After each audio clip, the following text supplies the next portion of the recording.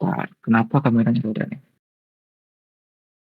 Oh guys, gue di sini Aji akan sebagai moderator di acara main quest ini ya guys. Sebelumnya gue pengen tahu nih, teman-teman di sini udah pada hadir atau udah pada fokus nih eh, di sesi kali ini. Coba teman-teman bisa kasih kehadirannya di chat ya, chat page gitu. Kalau teman-teman nggak tahu itu di mana, ada di sebelah kanan ya. Di sebelah kanan ada Sochat tuh. Teman-teman bisa chat di situ tuh. Kita tidak akan mulai dulu sebelum kalian chat guys. Biar biar kita tahu kalian udah hadir di sini atau AFK gitu.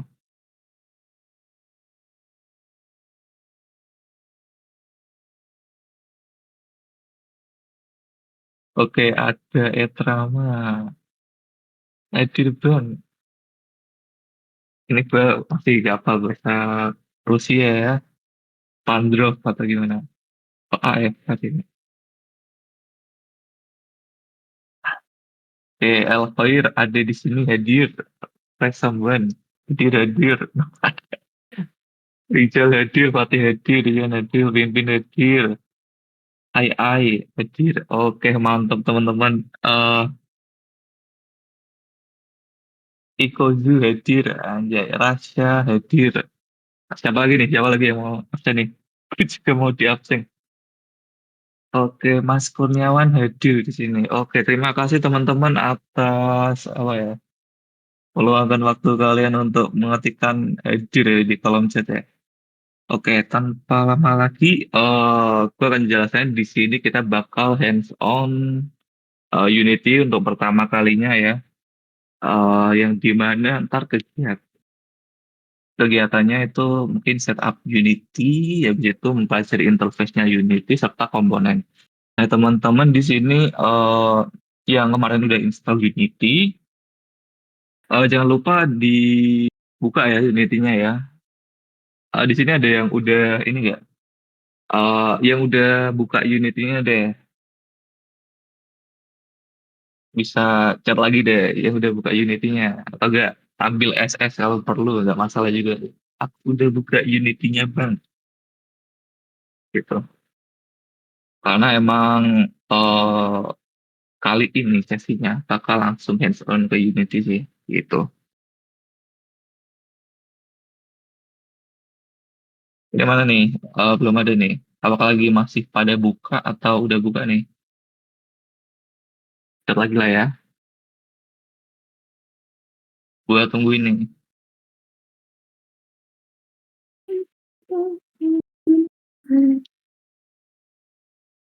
Mana nih? Gak ada anak kalian nih.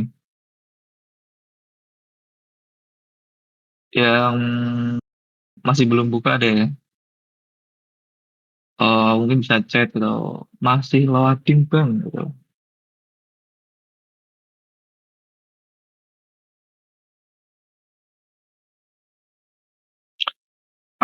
Kenapa teman-teman juga kita harus apa ya? Hands-on praktek juga gitu. Karena emang kalau hanya sekedar teori kan teman-teman kan juga nggak bakal masuk nih gitu.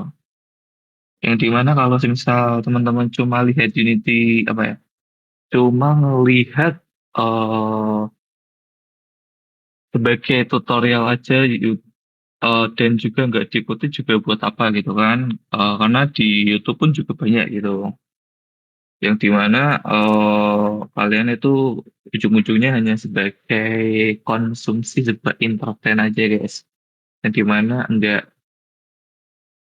nggak termasuk dalam hal produktivitas gitu. Jadi langkah-langkah lebih baiknya teman-teman emang buka unitnya dari sekarang deh gitu.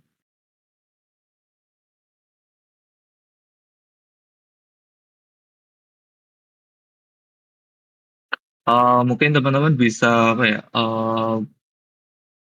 Kalau dari Eki sendiri nih, ntar kita mulainya startnya dari mana nih? jadi project kosongan aja kan. Kenapa mas? Ngelek-ngelek suaranya? Nah, oh gue suaranya ngelek-ngelek ya. Udah benar, udah benar. Oke, nah kita nanti bakal hands on Unity-nya langsung kalau dari new project yang kosongan aja atau emang dari Unity Hub dulu atau udah buka Unity editornya nih? Boleh sih sekalian bikin project baru. Coba saya skin sekalian dah ya. Oke, mungkin eh ya boleh sih.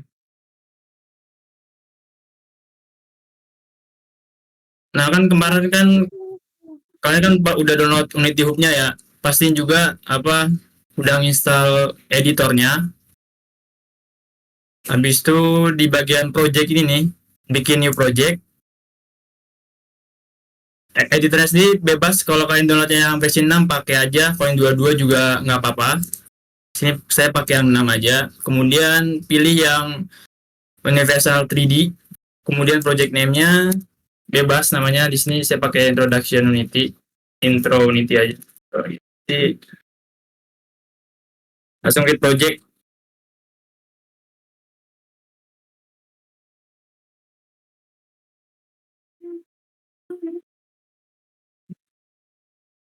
Nah ini lama bentaran ini sesuai spek ya. Kalau spek kalian mah gaming, sekelas gaming ya paling sekitar 5 menitan itu udah selesai biasanya. Oh, 5 menitan ya. Nah, sekelas gaming tapi itu. Oke, kita tunggu teman-teman juga sekalian loading Unity editornya, guys. Ya, yang udah buka Unity editornya bisa absen dulu deh di chat, kolom chat. Oke, selamat datang bagi teman-teman yang tadi belum sempat jadi di awal ya guys ya. Kita langsung aja nih buka Unity-nya gitu.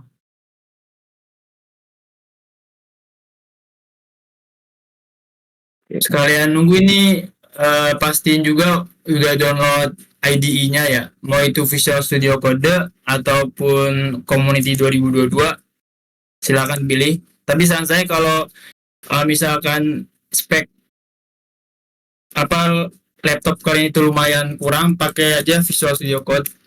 Jadi tinggal di download aja di sini. Tapi kalau lumayan bagus ya Visual Studio Community aja di download 2022. Sembari nunggu. Oke, mungkin sembari nunggu, mungkin bisa dijelasin lagi nih. Perkara apa yang bakal Mas Eki lakuin nih untuk hari ini guys. Yang pasti apa itu kita bakal kenal dulu sama interface Unity-nya. Habis itu juga karena kan apa dilihat juga dari anggota kan apa juga lumayan banyak di luar dari teknik informatika ya. Jadi kita juga bakal belajar programming dasar. Jadi buat orang-orang yang nggak paham sama sekali tentang programming ini, jadi kita bakal coba pelajarin dasar-dasarnya supaya buat pengembangan game selanjutnya itu bisa paham lah. Nah ya, mungkin gue bakal nambahin nih. Kenapa sih mungkin dari beberapa kalian sendiri ya, mungkin lebih ke menjurus ke arah artis gitu kan ya. Kayak cukup tahu mengenai programming dasar dari Unity sendiri atau game engine sendiri itu juga bakal membantu teman-teman juga sih ke depannya. Bagaimana cara teman-teman sendiri itu bisa berkolaborasi gitu. Karena nggak mungkin nih, bisa aja sih teman-teman itu ngerjain sebuah game yang dimana cuma satu orang kalian sendiri full stack game developer. Tapi kan eh, dalam beberapa lomba atau game jam yang dimana waktunya cukup singkat ya. Itu mungkin bagi kita yang masih belum jago-jago mustahil sih untuk menjadi full stack developer. Apalagi ngurusin yang namanya Unity, game engine-nya ataupun aset-aset dari modelnya itu sangat melempem. Makanya butuh yang namanya kerja kelompok, sebuah tim gitu, supaya dapat lebih efisien lah dalam bikin gamenya gitu. Mungkin teman-teman yang artis juga nggak perlu takut dulu nih. Perkara apa sih bahasa programming itu anjir itu nggak paham gitu. Nggak perlu takut dulu guys. Oke, di sini dari Mas Egi sendiri nih eh udah tampil ya Unity-nya ya. Dari teman-teman sendiri nih udah belum?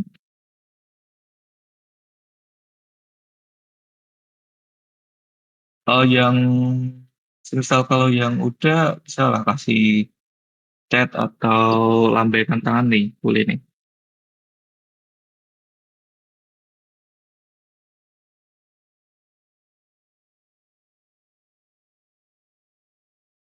Oke, emang kalau misal di stage ini sebenarnya kalau Reza lambaikan tangan ini emang buat race, buat naik sih sebenarnya sih. Oke, dari Resombuan, udah kak aman kak. Oke, mantap Resombuan.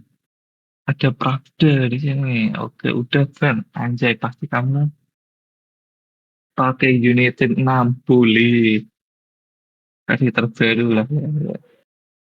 Oke, nanti dari sesi kita ini gimana Mas Eki? Apakah bakal semisal ada teman-teman bertanya di tengah jalanan itu kita langsung jawab atau nanti aja gitu? Mending langsung jawab aja sih, supaya kan bisa langsung mengikuti lah selanjutnya gitu. Oke, berarti bagi Ini buat teman-teman teman-teman semisal yang yang ada, ya, jadi apa buat kalian yang punya apa tuh kayak kendala gitu, langsung langsung apa, voice ini yang audiens ini bisa bisa voice gak ini kak antagonis. oke, nanti teman-teman yang ingin bertanya ya nanti bisa raise to speak atau di chat aja gitu. Nah, jadi ntar bakal gue sampai ini sebagai moderator biar Mas Eki-nya biar fokus ke presentasinya atau hands-on unitnya aja gitu. Ntar gue bakal sampein gitu. Oke, bagi teman-teman yang nggak tahu itu di mana buka kolom chatnya ya guys ya. Nah, di bagian step di pojok kanan atas itu ada icon chat ya. Kalian bisa show chat itu, baru, nah kalian bisa ketikkan di situ tuh. Bagi yang mungkin gue lihat beberapa teman-teman di sini akunnya juga masih baru sih. Oke, masih loading nih, Bos. Ada masih loading nih, anjir. Oke, kita tunggu sampai gimana ya? 1.20 deh. Abang kayaknya masih nunggu semua ini. Yang dibilang dari Etrama, masih loading bang, laptop tentang aset. Yang kasih dua itu ada banyak juga nih. Wah ini Oke. kayaknya nih siapa itu harus yang ngikutin ini komunitas ini kayaknya harus dapat laptop baru nih kayaknya nih Mas Ananta, Wah, wah, harus langsung dibiayain guys sih jadul. harusnya kita. Mm-mm. Wah, emang sih ya. Harusnya ya. Tapi duitnya dari mana, Bre? Kita,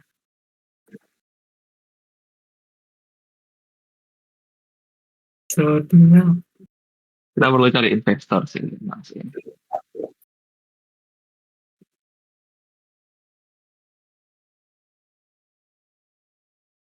Ini sembari nunggu, sekalian saya jelasin interface-interface dulu aja kali ya. Oke, boleh banget nih. Oke, oke. Mungkin langsung jelasin aja, Mas Eki. Waktunya dipersilakan. Oke, jadi buat kalian yang udah pertama kali buka Unity, interface ini bakal kayak gini kurang lebih. Pertama, apa aja sih guna-gunanya nih? Hierarki itu apa sih? Scene, game, inspector, project, dan lain-lain. Jadi pertama ini kita punya Windows hierarki ya. Jadi semua game objek kayak itu player, mobil, bangunan, dan atau semuanya itu dia bakal ada di sini. Jadi ini misalnya kita klik kanan nih di hierarki, kemudian 3D object. Ini salah satu apa tuh objek yang udah disediain sama Unity, misalnya di sini cube. Nah,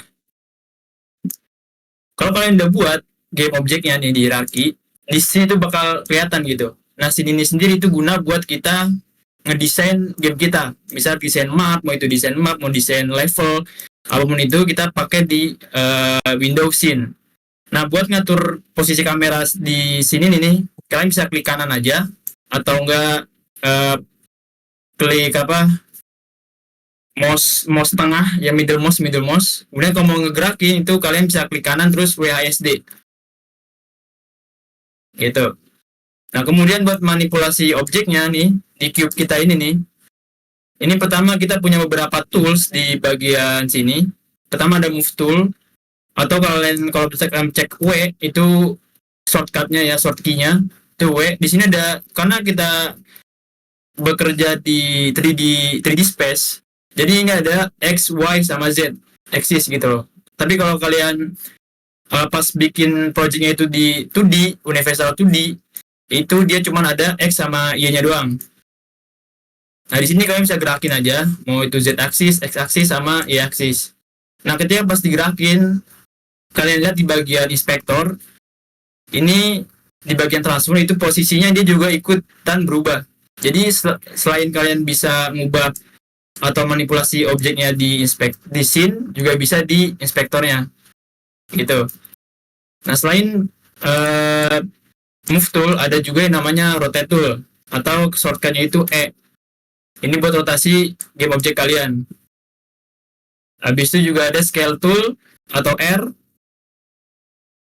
Kemudian ada lagi rect tool, ini biasa digunain buat UI gitu. Kemudian juga ada namanya transform tool, jadi ini semua toolnya itu bakal kelihatan. Jadi untuk shortcutnya ini dari sendiri ini pakai QWERTY, QWERTY. Jadi ini kalau buat mempercepat produksi game kalian. Habis itu juga di inspektor, selain ini nih nama-nama ini nih kayak transform, cube, mesh renderer, box collider, itu kita sebut namanya itu sebagai komponen. Jadi kayak kalian buat Lego gitu. Jadi kan kalian susun satu-satu.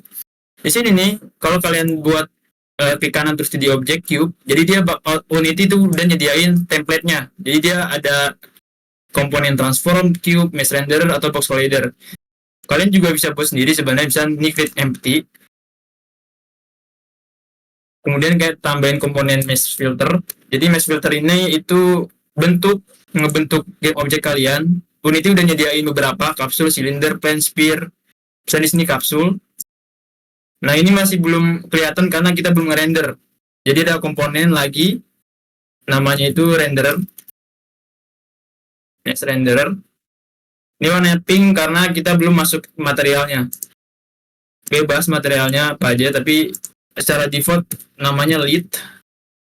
Kalau nggak kelihatan, ketik mata yang di sini nih, lead. Nah, habis itu kalau komponen ini sebenarnya ada banyak banget ya, ada banyak banget. Tapi kalau yang penting-penting itu mungkin tiga ini, transform, kapsul, mesh render, kemudian ada juga namanya collider. Mau itu bentuknya box, kapsul, mesh, sphere, itu semua sama aja, collider. Di sini karena bentuknya kapsul, kita buat kapsul collider. Apa sih gunanya kapsul collider ini? Ini buat tabrakan gitu. Jadi ini buat simulasi fisika. Jadi misalkan player nih bergerak, kemudian ada tembok di depannya. Kalau misalkan nggak ada collider ini, dia bakal tembus gitu. Misalkan kita contoh sampling di sini.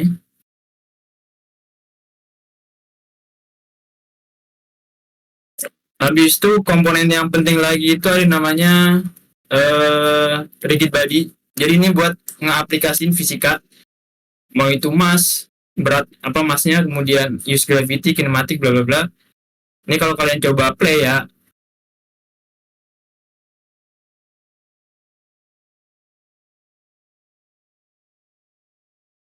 Kalau kalian coba play di sini nih, kita bakal pindah ke Windows game, kemudian juga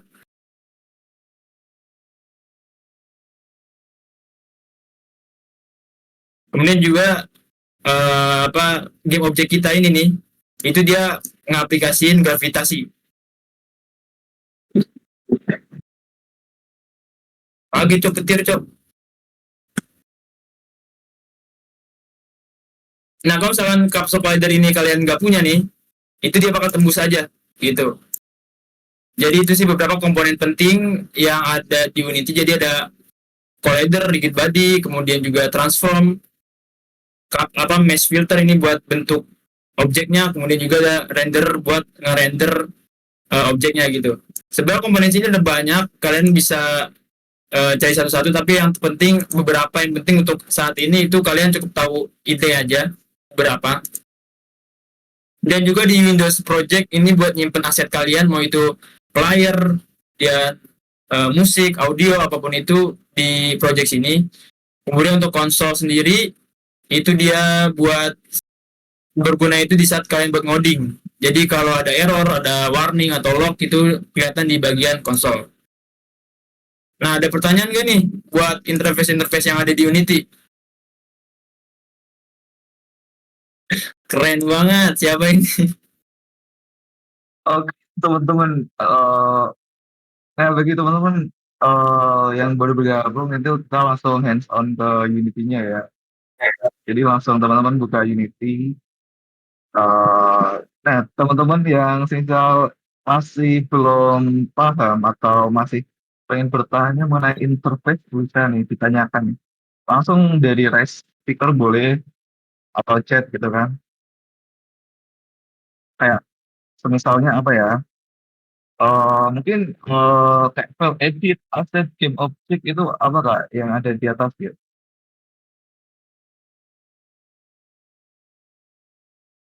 Kenapa Mas Ananta? Nah, mungkin bagian ini deh, gua tanya deh, perihal itu kan ada di pojok atas kiri atas gitu.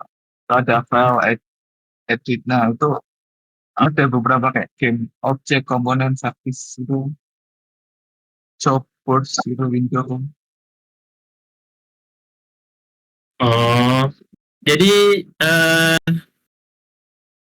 file ini nih itu sebenarnya sih sekarang gimana ya? Ini buat scene baru ini kan karena kita ada di scene sample scene. Jadi kalau kalian pengen scene baru itu tinggal new scene. Kemudian basic URP, create, save. Jadi di Unity ini dia itu tipenya itu multi scene ya. Jadi misalnya di sini saya ini ada di scene anti auto. Jadi kalau kayak ubah save dulu deh.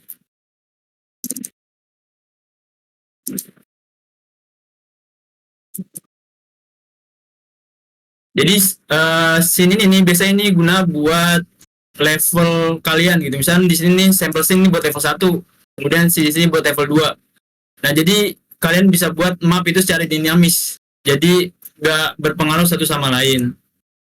Intinya kalau file ini nih itu kalian buat nge-save project kalian, kemudian bikin project baru, kemudian juga buat apa di saat buat nge-build. Jadi saat game kalian udah jadi nih, tinggal di-build. Kemudian buat edit ini itu ya copy paste dan yang lain. Apalagi ya, mungkin game object ini sama kayak di hierarki. Jadi kalau klik kanan itu kalian bisa bikin 2D object, 3D object, ada juga bikin cahaya, efek, audio dan lain-lainnya. Habis juga ini sebab kalau job ini nggak terlalu penting di bagian Windows. Nah misalkan nih di inspektor kalian nih hilang nih, hilang semua nih. Aduh hilang bang, gimana bang? Kalian bisa pakai default di sini terus ketik pilih yang default, jadi muncul lagi. Atau misalkan kalian pengen nambahin Windows si inspektornya aja nih, jadi tinggal ke general inspektor gitu. Selain itu kalian juga bisa apa ngubah posisi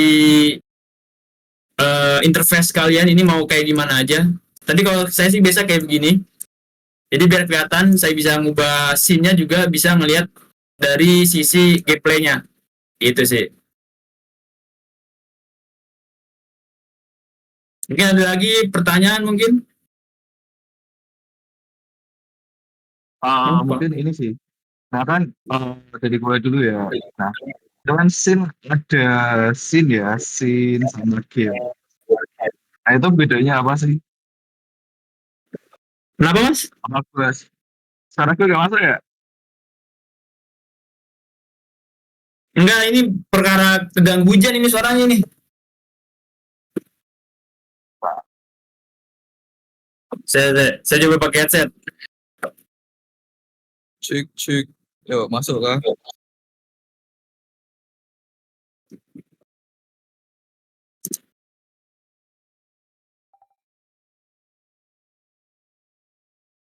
Oke, oke. Halo, halo. Halo, halo. Ya, ya. Masuk kok, masuk. Halo, suaraku udah masuk kan?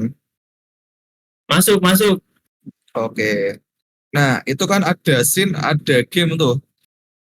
Mungkin gue sebagai awam ya, itu masih belum paham tuh. Itu scene sama game bedanya apa sih? Kayaknya kan sama-sama aja itu. Yang di tengah Oh, itu kan. iya, iya. Nah, jadi kalau scene ini nih, itu kalian buat manipulasi game objek kalian. Gitu. Jadi misalkan nih, pengen buat map lah, atau pengen buat jalan gitu. Jadi kalau di bagian game, ini kalian nggak bisa ngubah gitu, manipulasi objek yang ada di hierarki ini. Nah, ngubahnya itu, caranya itu ya lewat dari window scene. Jadi misalnya di sini saya pengen buat jalan nih, misalnya dua di sini, loncat gitu, atau enggak player mungkin ada dua, itu buat manipulasi objek ada di scene. Tapi buat di game itu buat saat kalian play gamenya di bagian sini saat play. Nah ini kamera ini dari mana sih? Dari arah kamera yang main kamera ini. Nah kalau saya gerakin kamera di sini nih, nah dia di bagian game dia ikut berubah.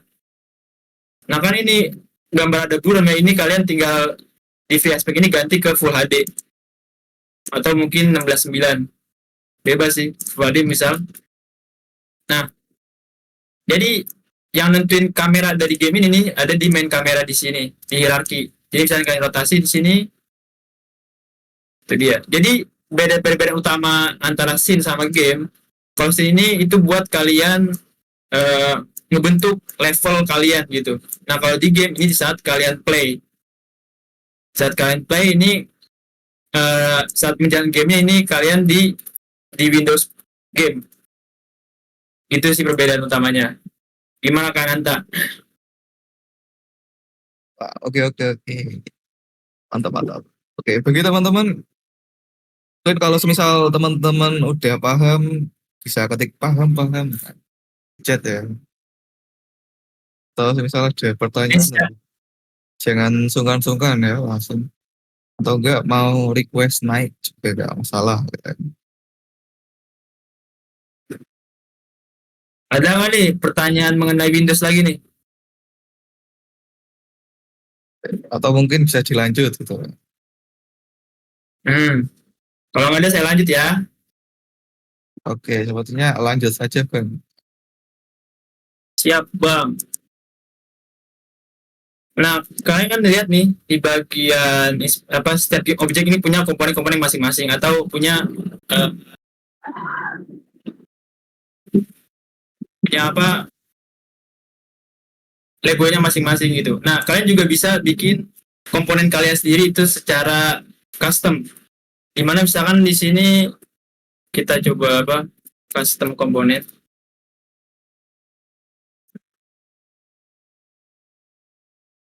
Kita create and add. Nah, setiap komponen ini itu juga kita bisa sebut sebagai script. Nah, script ini yang kita ubah gitu. Dimana kita bakal coba ngoding. Nah, pertama, kalau kalian yang make Visual Studio Code langsung pencet aja. Visual Studio yang Community 2022 langsung pencet 2 kali aja.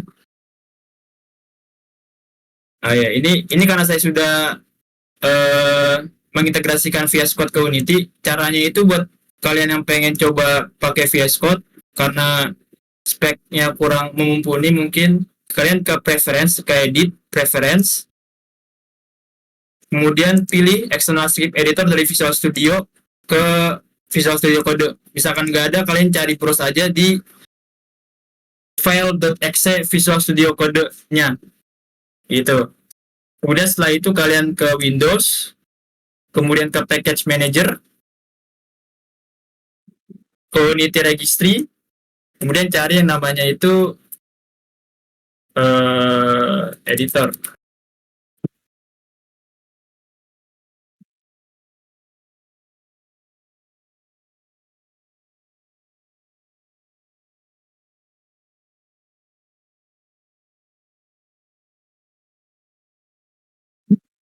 Main nge-lag ini. Maklum, lagi hujan ya, teman-teman. Iya.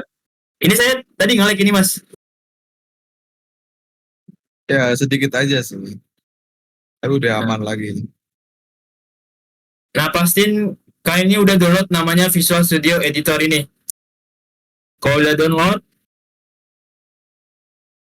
kemudian kalian buka aja di Asset, kemudian C# Project.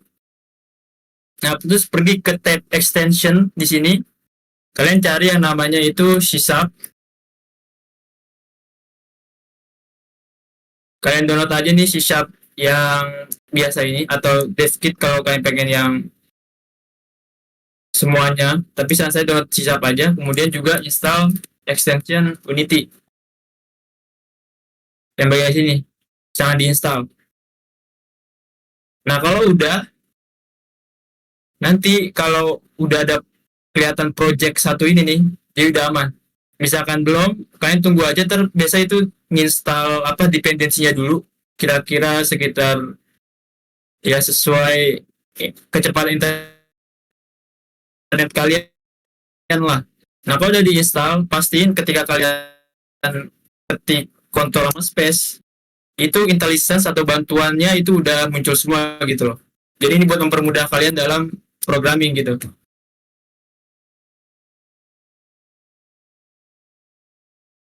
Mungkin ada yang mencoba, ada yang ingin pertanyakan mungkin?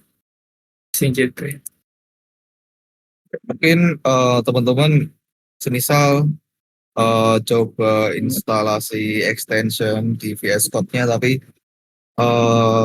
nggak berhasil gitu, boleh sih dikonsultasiin sih. Ntar kita bantuin mecahinnya gitu.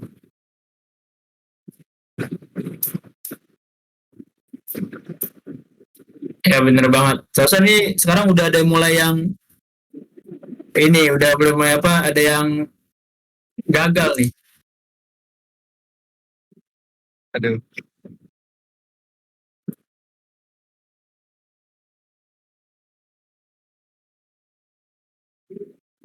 Jadi bagi yang merasa terkendala dengan nggak bisa install atau nggak bisa integrasiin Visual Studio Code ini ke Unity, langsung chat aja.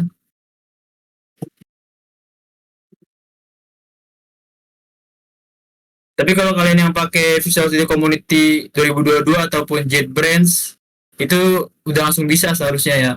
Jadi nggak perlu ngelakuin hal-hal tadi itu.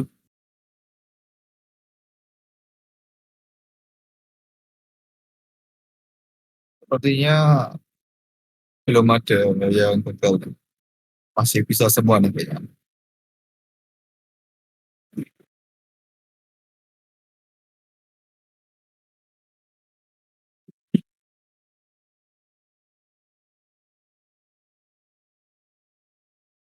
Oke, mungkin bisa dilanjut ya. Karena nggak ada pertanyaan. Oke. Aman lah ya. Ini jago-jago nih kayaknya nih, Kak. Iya nih. Oke. Dua. Pada jago nih. Nah, saat kalian buka pertama kali script atau komponen, itu kalian bakal disuguhin ada yang namanya function start sama update ini. Ini apa sih? Nah, ini namanya ini function. Nah, function start ini itu udah disediain sama Unity-nya. Start sama update udah disediain sama Unity-nya. Bedanya itu apa, Kak? Nah, kalau start sesuai komennya, dia ini dipanggil sekali saat game object ini itu dibuat. Nah, kalau update dia itu dieksekusi setiap frame. Jadi misalkan frame kalian ini 60 frame per second, jadi dia bakal dieksekusi sebanyak 60 kali dalam 1 detik. Misalkan PC kalian ini PC gaming nih, banyak 180 frame per second, jadi dia bakal dieksekusi sebanyak 180 kali dalam 1 detik. Nah, kalau misalnya kita coba di sini nih, ada yang namanya itu print Python, atau kalian bisa pakai namanya debug.log, bebas pakai mana, dua sama. Kemudian kalian pakai titik 2 di atas, kemudian kalian ketik apa aja bebas, bisa di sini play start, kemudian di update kita play update. Nah, pasti udah di save. Jadi misalkan ada logo bulat di atas di Visual Studio, atau enggak di Visual Studio 2022 itu bisa ada gambar bintang, pastiin kalian save dulu. Kita tunggu sebentar.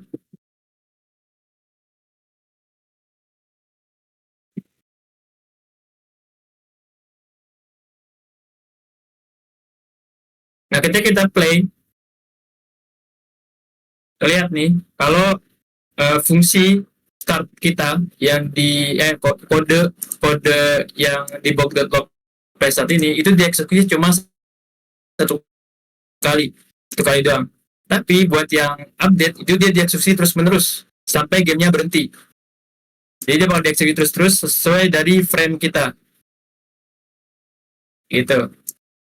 Jadi itu perbedaan utama dari start sama update. Jadi ini dua fungsi ini tuh penting banget, karena di update ini tuh kalian bakal sering banget ngegunain fungsi-fungsi ini. Habis itu selain dari start update ada juga namanya fungsi dari wake. Jadi wake ini tuh dieksekusi pertama kali sama saat game object atau saat game dimulai, dia dieksekusi satu kali. Tapi ini hierarkinya wake dulu dieksekusi, baru start, setelah itu barulah update.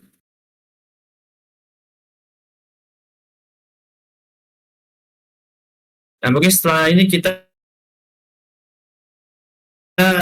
pelajarin yang namanya itu variabel.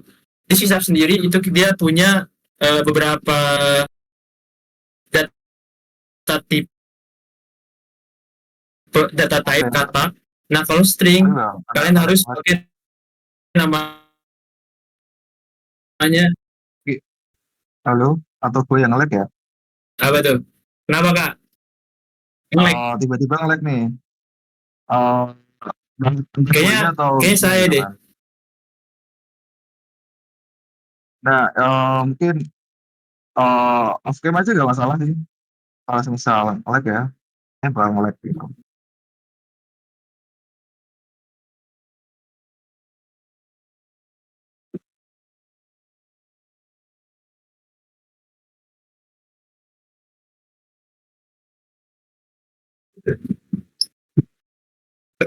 Halo, aman gak nih?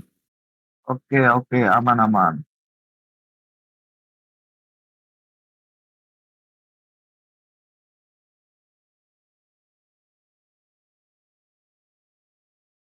Udah aman kok ya.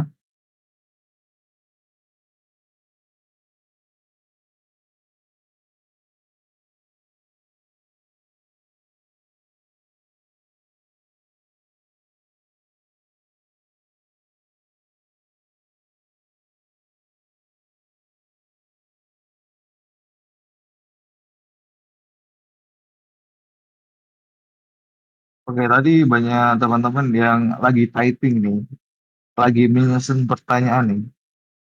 Nggak apa-apa nih teman-teman, langsung ajukan pertanyaan. Nggak ada pertanyaan yang salah ya kan. Nggak ada pertanyaan yang bodoh ya. Tanyakan aja semuanya gitu. Nah, Ini dari Isan. Dari Isan. Ya. II. Apa tuh, Kak, perbedaan update sama fixed update? Nah, udah langsung fixed update nih. Oke, beda fixed update sama fixed update. Jadi beberapa utamanya ini fixed update itu dia itu dieksekusi sebanyak 50 kali dalam 1 detik. Jadi kalau update ini dia menyesuaikan dari frame kalian atau frame yang didapatkan, tapi kalau fixed update ini nilainya itu udah pasti gitu. Jadi dia dieksekusi sebanyak, setahu saya itu sekitar 50 kali per detik. Nah, kegunaannya sendiri itu kalau fixed update ini bisa digunain buat perhitungan fisika. Misalkan kayak game-game ragdoll atau game yang berhubungan dengan fisika, kalian gunain fixed update ini gitu. Tapi kalau misalkan yang nggak berhubungan kayak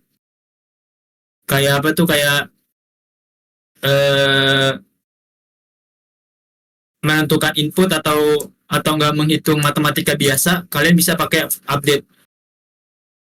Itu sih perbedaan utamanya. Kalau fixed update ini digunain buat perhitungan fisika, kayak ketika kalian menggunakan rigid body, itu kalian pakainya di dalam function fixed update. Kalau misalkan update ini mungkin ketika kalian cuma menggunakan input ataupun perhitungan matematika biasa, kalian bisa di fungsi update. Itu perbedaan utamanya sih.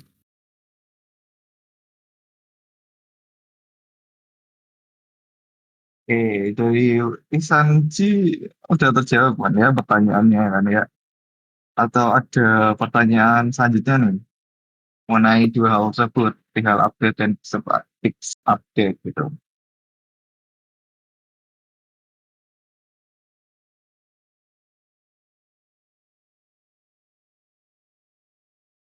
Oke, mungkin sudah oke ya. Kemana ya? Ada pertanyaan Aman lain ya. lagi nggak? Mungkin dari yang lainnya. Oke, Bisa dilanjut ya. setelah ini, oke Kak. Nah, habis itu kita belajar tadi tentang variabel. Jadi di C# sendiri atau di bahasa lainnya itu dia pasti punya namanya variabel atau tipe data. Jadi di C# sendiri tipe datanya itu punya beberapa. Pertama ada string.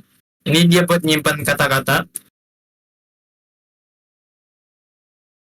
Jadi untuk string sendiri kalian buat nge-input value-nya atau nilainya itu harus kalian pakai namanya tanda kutip 2 di atas. Kemudian bebas deh. Nah, untuk di C# sendiri setiap kode yang udah kalian buat itu harus diakhiri dengan titik koma. Itu dia. Selain string ada juga namanya integer, umur misal. Kemudian selain integer ada juga yang namanya float.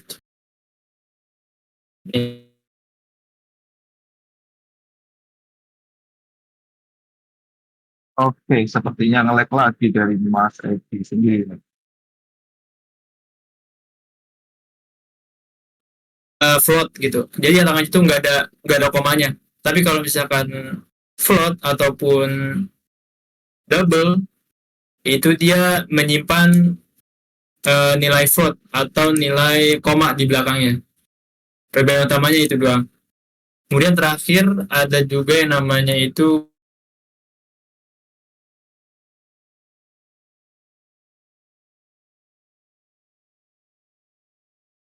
aku ganteng, true. Jadi dia nyimpen true sama false doang. Itu tipe-tipe data dasar yang harus kalian tahu. Nah, kemudian nih, dari tipe data yang udah kalian buat, itu bisa kalian gunain di function-function ini. Terserah sih bisa kalian gunain di mana aja. Misalnya di sini kita pelajari juga yang namanya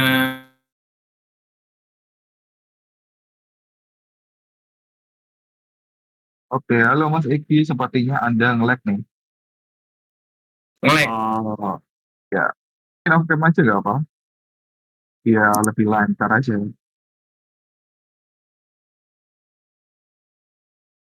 Misalnya di sini nih, nilai saya adalah,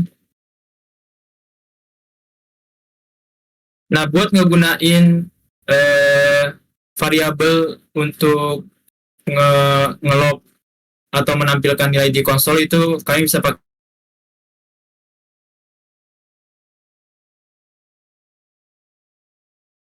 nilai saya adalah 75,5. Kemudian untuk operasi dasar, misal di sini saya punya nilai 1 sama nilai 2.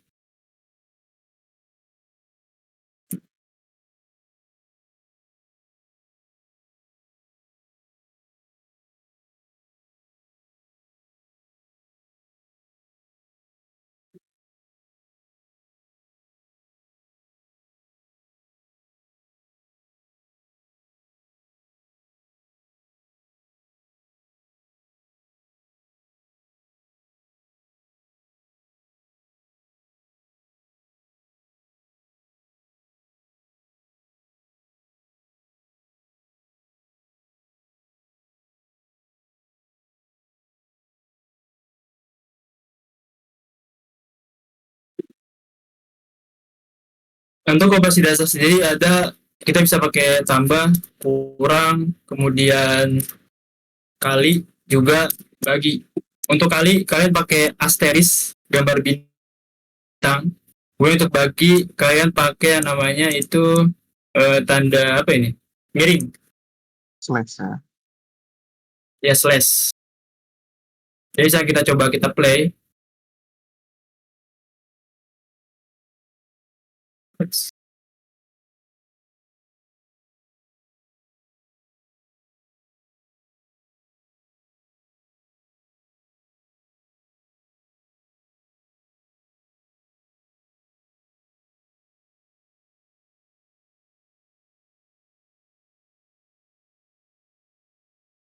Nah ini udah apa nampilin hasil dari operasi dasar kayak penjumlahan, pengurangan, kemudian kali dan juga bagi. Kemudian ada yang mau ditanyain gak nih mengenai variabel? Jadi variabel itu gunanya berbentuk string, berbentuk angka integer atau enggak angka yang ada desimalnya atau float gitu. Itu kurang lebih yang sering dipakai ya nantinya ya dalam pengembangan ya.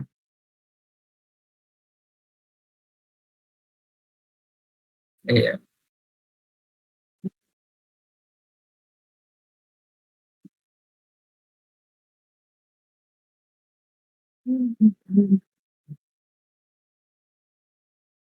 Tapi ini ada ntar tipe data selanjutnya lagi enggak? Karena mungkin kayak list, array gitu. Oh boleh tuh.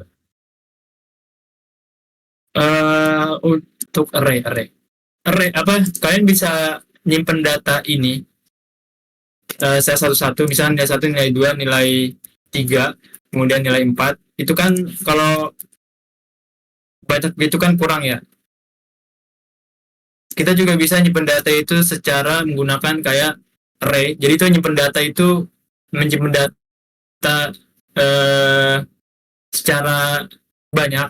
Jadi untuk array sendiri kalian buat tipe datanya itu dengan integer, kemudian buka siku tutup siku, namanya. Oh ya, untuk variabel sendiri nama itu bebas ya, mau apa aja, bisa nilai 1, nilai 2, 3, ataupun itu. Ini misalnya saya ketik semua nilai, terus masuki.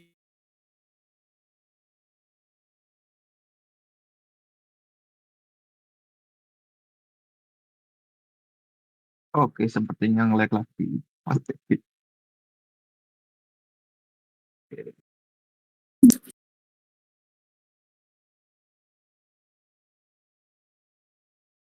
Halo, halo. Mulai kah? Oh ya, sempat nge-lag tadi. Mungkin bisa diulangi lagi tuh. Perkara array. Tadi sempat nge-lag gitu.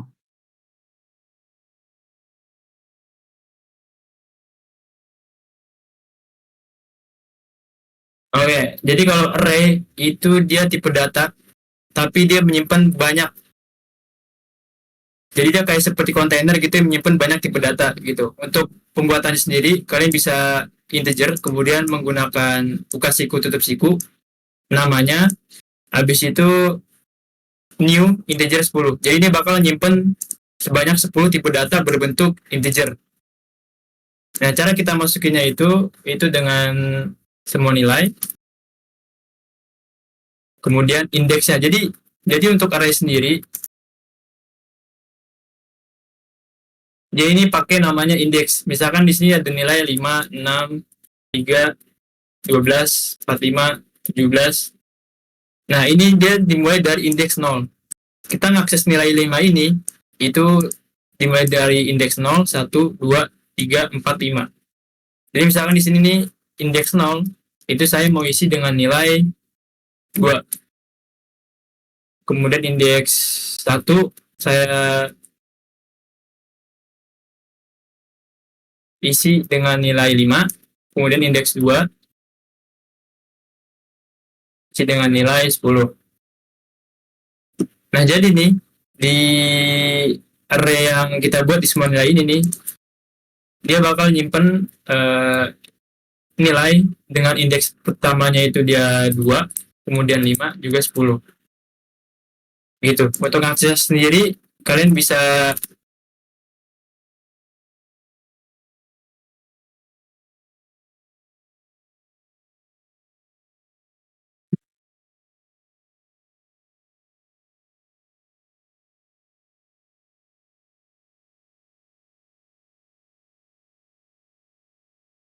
terus indeks yang kalian mau ambil gitu. Misalnya di sini 2, berarti ini dia indeksnya itu 0.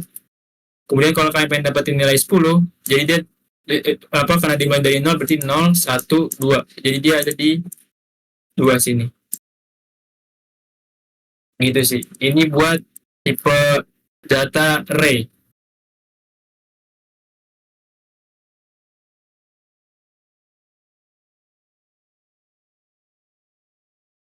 Nah, mungkin gue ada pertanyaan. Mengapa di situ array-nya itu new int 10 tuh? Sebenarnya ini itu sintaksnya udah dari sana ya. Jadi kalau kalian belajar nama teknik kompilasi ini udah dari sananya. Jadi setiap Oh, bahasa itu beda-beda gitu sih. maksud saya ini, itu bisa diganti 10, ganti 5 atau yang lain gitu.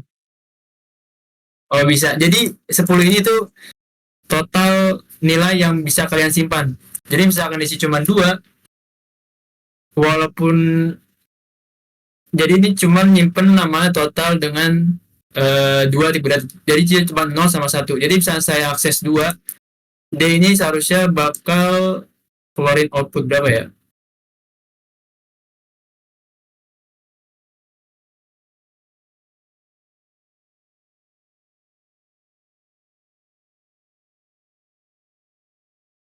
Nah, dia bakal error karena dia apa eh, karena total datanya yang bisa nyimpan itu cuma sampai 2 biji doang. Jadi 0 sama 1 doang. Nah, ketika kita coba ngassign nilai ke indeks ketiga, karena dia melebihi dari total indeks yang bisa disimpan, dia bakal error. Jadi intinya ini tuh nentuin jumlah indeks yang bisa kita simpan gitu. Semakin besar ini nilainya, maka memori yang dipakai itu juga semakin besar. Intinya gitu sih. Wah, oke oke mantap nih. Nah, ini ada pertanyaan lagi nih dari Isla nih. Mas mau tanya, kalau mau randomize nilainya gimana ya? Kalau buat ngerandomisasi sendiri, Unity udah nyediain. Misalkan kalian nih, kita coba log nilai. Jadi kalau mau randomize nilai integer ya, kita bisa pakai random yang Unity, kemudian dot range. Nah, bisa kalian ini nih, itu ada min and apa ya? Kayak sebelum apa deh. Jadi min and range, kemudian nilai minimum, nilai randomnya bisa di sini 0, eksklusif nilai maksimum. Jadi sampai berapa gitu nilai randomnya ini bakal dikeluarin. Misalnya di sini 25. Jadi dia bakal ngerandom nilai dari 0 sampai 25. Karena nilai 25 ini eksklusif, jadi 25 ini dia nggak akan kena. Jadi dia bakal ngerandom dari angka 0 sampai 24. Kita coba diupdate.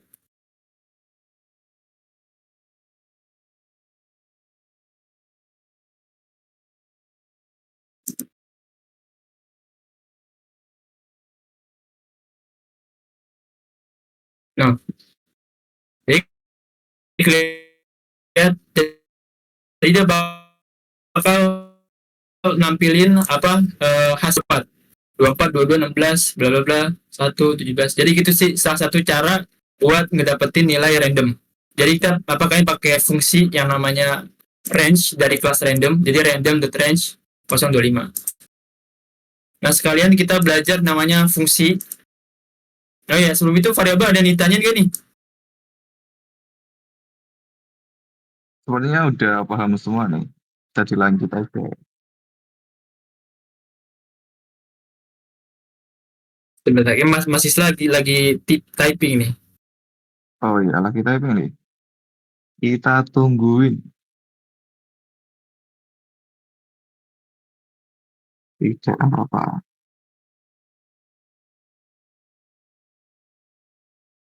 Nah, pertanyaannya, skenario kalau misal game gambling, itu harus random banget tuh, Mas. Nah, itu gimana gitu? Oh, itu eh, kalau game gambling itu misalkan gacha ya. Gacha kan biasanya itu kan dia ada persenannya.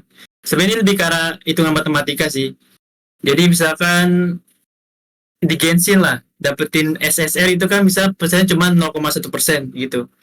Jadi pas ngegacha itu kalian bisa ngerandom range. Bisa ini random range itu pakai namanya dari 0.0. Jadi kan pakai nama float sampai 1.0f. Jadi dia bakal ngerandom dari 0 sampai 1. Nah, misalkan di sini kita belajar nama condition ya. Nah, misalkan dinilai dari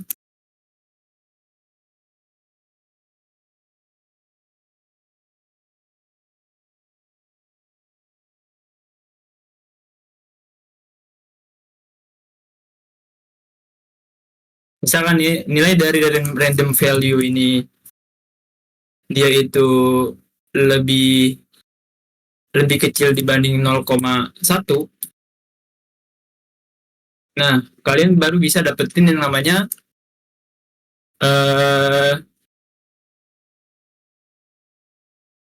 SSR item. Tapi kalau misalkan ini kalian dapetin random value-nya mungkin sebesar lebih besar daripada 0,1, kalian bakal dapat yang namanya item sampah gitu. Ini cara gampangnya aja.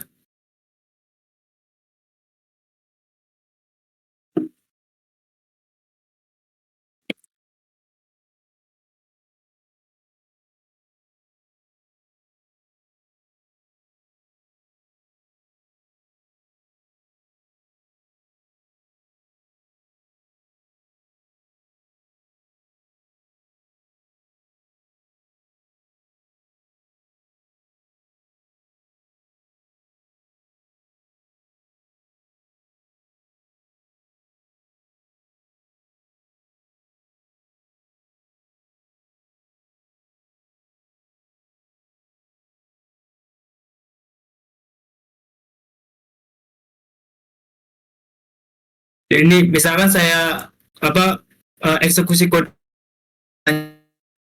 besar, dia bakal dapat item sampah gitu loh. Karena ngedapetin nilai dari 0,1 ini sebesar 10% doang. Tapi ketika nilainya lebih besar dari 0,1 itu sebanyak 90%. Secara garis besar seperti itu. Gitu.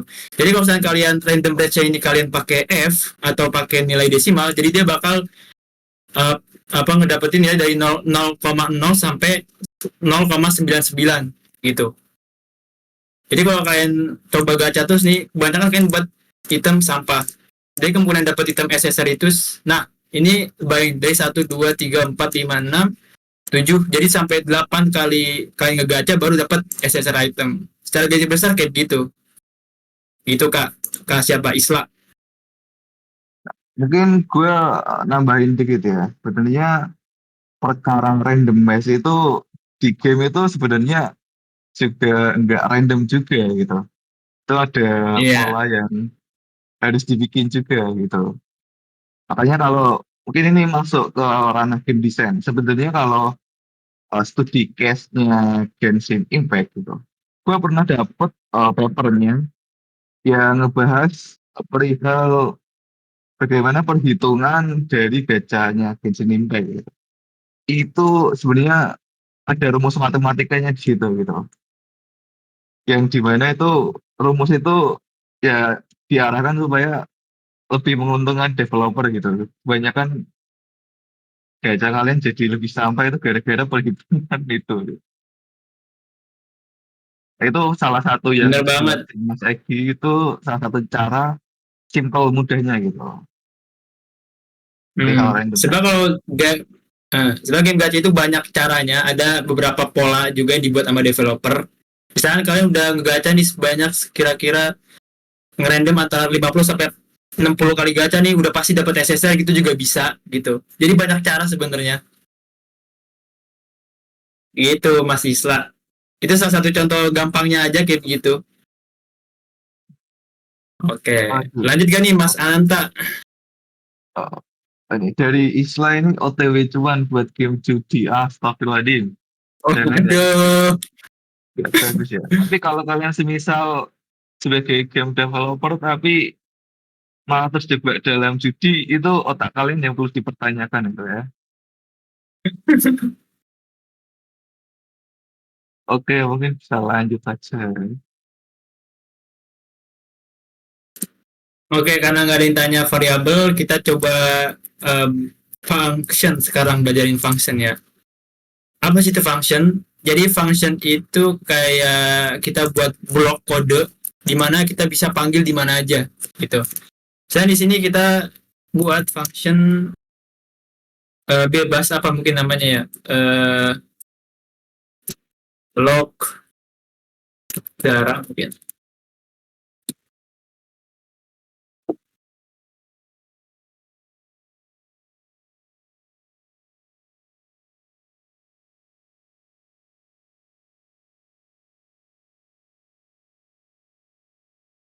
Nah, kalian kalau pengen buat function itu bisa dengan namanya void, kemudian nama function kalian, habis itu tutup buka kurung dan juga pakai kurung kurawal. Mirip-mirip kayak function yang disediain sama Unity-nya.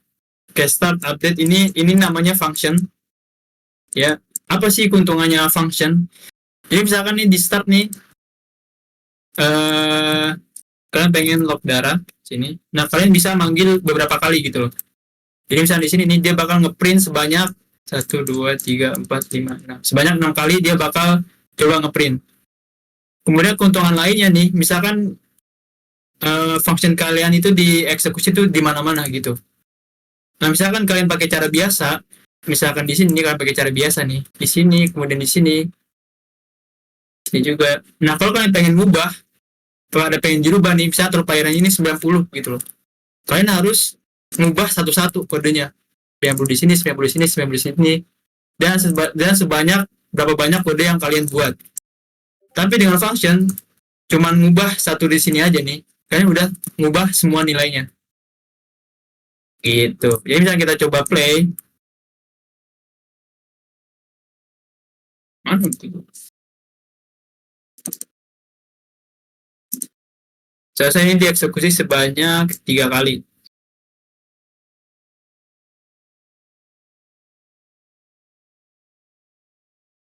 It's di-update kah? Oh, belum di-save.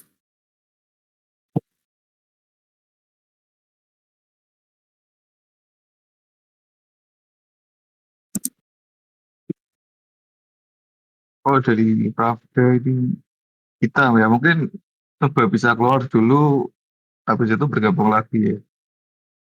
Kalau soalnya di layarku itu masih ada soalnya, nggak bermasalah. Mungkin ada jaringanmu ya.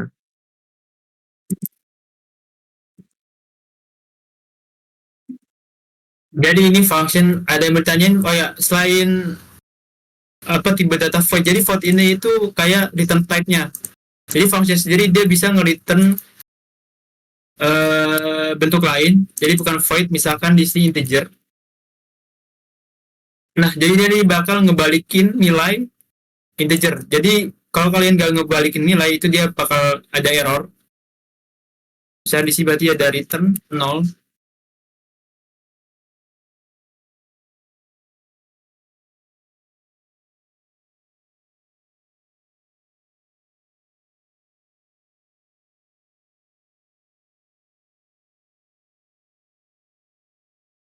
Nah, misalnya kayak coba panggil get umur, jadi dia bakal ngambil nilai umurnya, juga bakal nge-eksekusi kode total player health. Jadi ini dia bakal apa masuk masuk ke function get umur, kemudian eksekusi kode ini, ngebalikin nilai 17 dan dieksekusi di debug.log.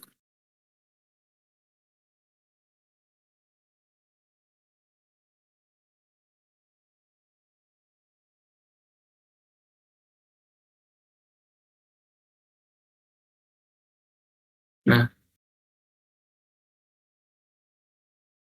untuk tipe data sendiri sama, bebas return type-nya, bisa float, bisa desimal, bisa juga vektor 2, vektor 3, bebas apa aja. Kemudian selain itu juga kita punya yang namanya parameter. Jadi misalnya kita add.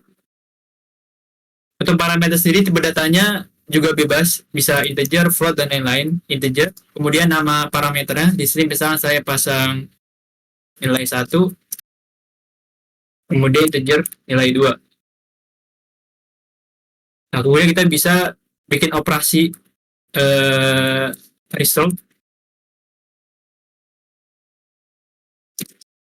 nilai 1 tambah nilai 2. Kita debug.log resultnya.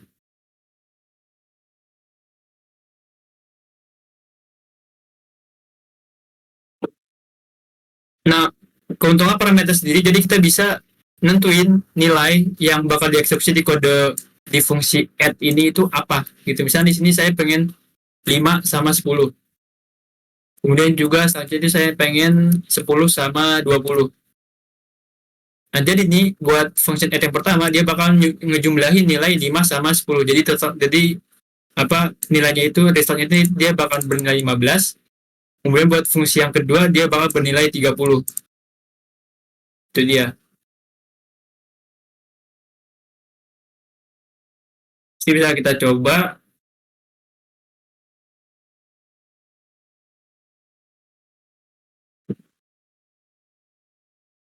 Pertama 15, kemudian yang kedua itu 30. Function kayaknya udah itu aja, dia ada yang namanya parameter. Jadi kalian bisa nge-input nilai parameter kalian bebas. Tipe datanya apapun juga bebas, mau string, mau integer. Kemudian juga ada namanya function ngebalikin nilai kosong atau void, kemudian juga ngebalikin tipe data. Tipe datanya itu juga bebas, bisa integer, float, dan lain-lain. Mungkin ada yang tanyakan mengenai function?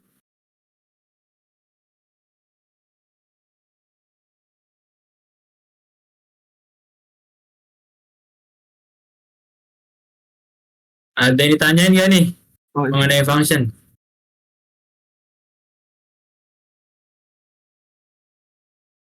Nah, biasanya function ini ada yang bertanya enggak ya? Oh ya, juga ada tips buat kalian nih yang pakai apa aja sih. Jadi cara ngebedain variabel sama function itu, kalau kalian tahu, misalkan di sini buat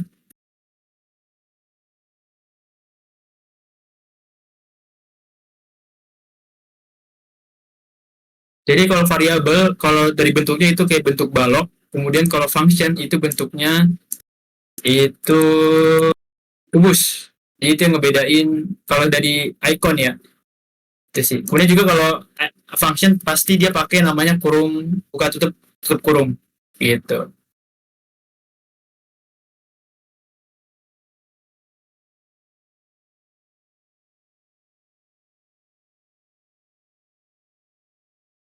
Oke, sepertinya ada yang pusing ini.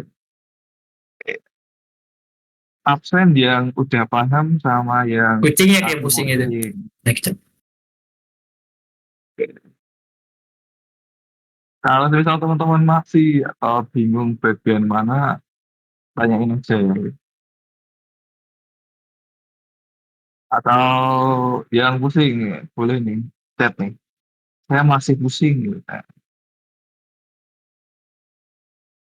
bisa kita jelasin lagi. Nah,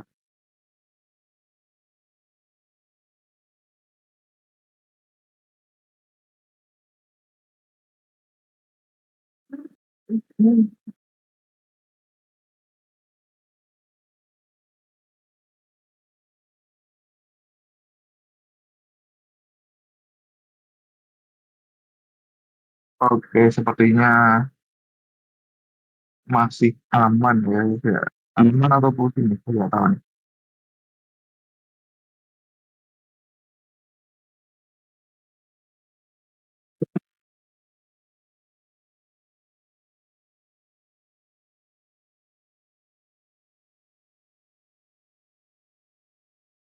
Aman lah ya kak ini. Aman lah ya. Nggak ada pertanyaan loh. Aman. Siap siap.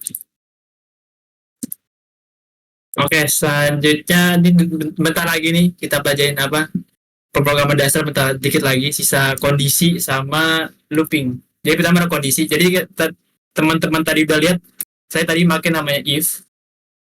Jadi di programming ini ada yang namanya kondisi. Jadi misalkan kondisinya itu true atau benar, dia bakal mengeksekusi blok kode yang ada di dalamnya. Tapi kalau salah, misalkan dia ada else if, dia bakal coba ngecek kondisi selanjutnya. Tapi misalkan nggak ada nih, udah semuanya salah atau semuanya nggak ketemu kondisinya, itu dia bakal otomatis mengeksekusi blok kode else. Misalnya di sini nih, something apa ya? Yang something angka.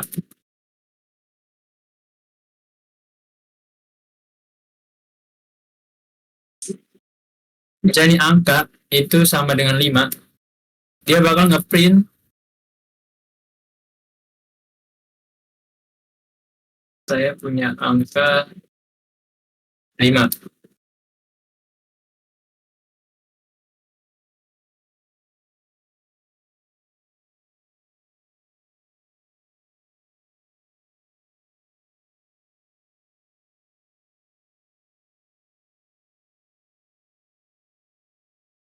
Misalnya di sini kondisinya ini, kalau misalnya angka sama dengan 5, karena di sini angkanya dia sama dengan 5, berarti dia benar nih, true. Nah, dia bakal ngeksekusi kode ini.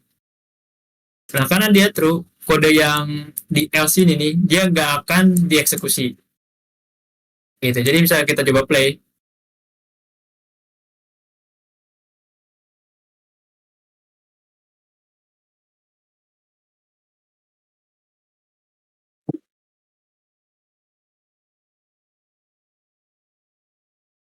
Nah, dia bakal cuma mengeksekusi blok kode yang benar doang, yang di angka sama dengan 5. Tapi misalkan di sini salah, yang dia 7,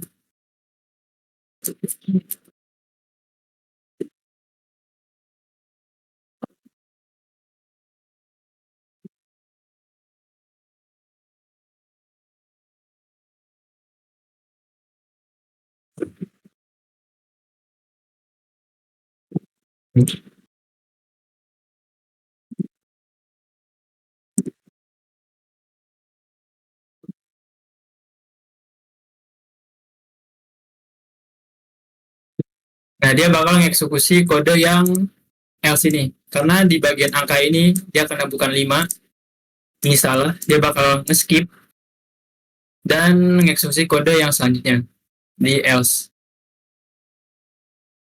Selain sama dengan ini, kalian juga bisa pakai operasi lainnya. Misalnya angka harus lebih besar, dan angka misalnya umur lah. Misalnya umur ini dia lebih besar dibanding 17.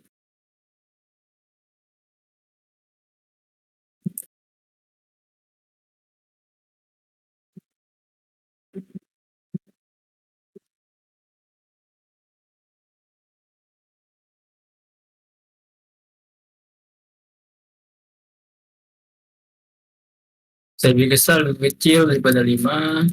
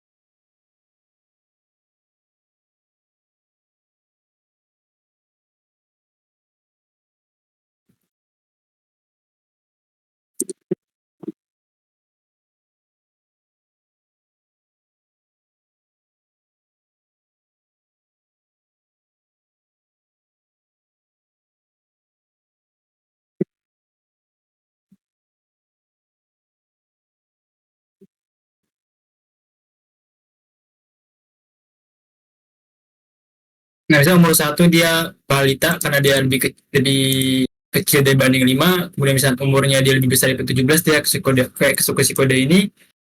Dan kalau umurnya lebih besar daripada 50, dia bakal ngeksekusi kode yang sudah dewasa. Intinya sih itu. Itu kondisi. Selain kondisi ini kan juga bisa nambahin dan. Jadi kalau dan ini nih, dua dua kondisi ini itu harus betul. Harus sama-sama betul. Kemudian selain dan itu juga ada yang namanya atau. Jadi kalau atau ini cukup salah satu aja, dia udah ngeksekusi uh, blok kode yang ada di dalamnya. Intinya itu sih kondisi. Jadi buat ngasih pembatas apakah kode yang dalam ini dijalankan atau enggak sesuai dari kondisinya, apakah dia true atau false gitu. Kalian tanyain mengenai kondisi ini.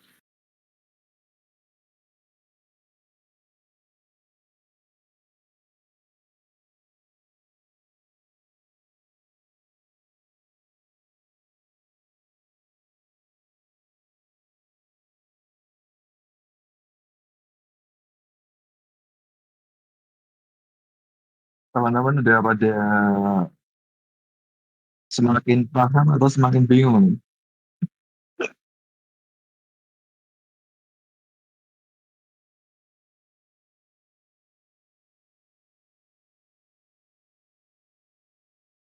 Itu juga saya bagiin perihal operator dan expression yang ada di sisap. Itu teman-teman juga bisa banget buat dibaca tuh. Kayak parameter yang bisa digunain untuk ngelakuin menggunakan condition if else gitu. Karena banyak banget gitu.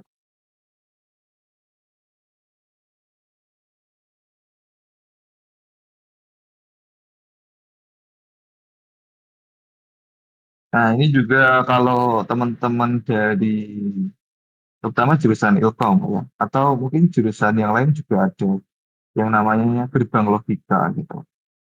Nah, ini sangat relate penggunaannya terhadap kondisi gitu. Jangan dikira teman-teman di kuliah itu materinya tidak berguna semua guys.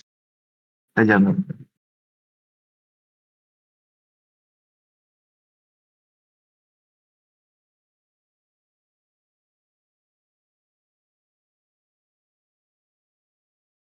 Oke. Ada pertanyaan dari AI ya.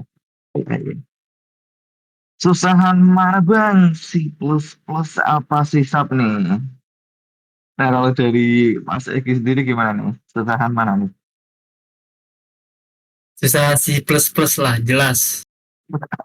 Karena C++ itu dari segi library itu lumayan lebih kurang lebih dikit lah dibanding C Sharp. Jadi misalkan kalian pengen buat apa ya, tipe data QWW atau Wih, stuff itu, jadi kalian buat sendiri. jauh. Jadi lebih susah C++ sih. Dari segi sintaks pun lebih susah C++ juga. Pointer real. Lucu juga sih.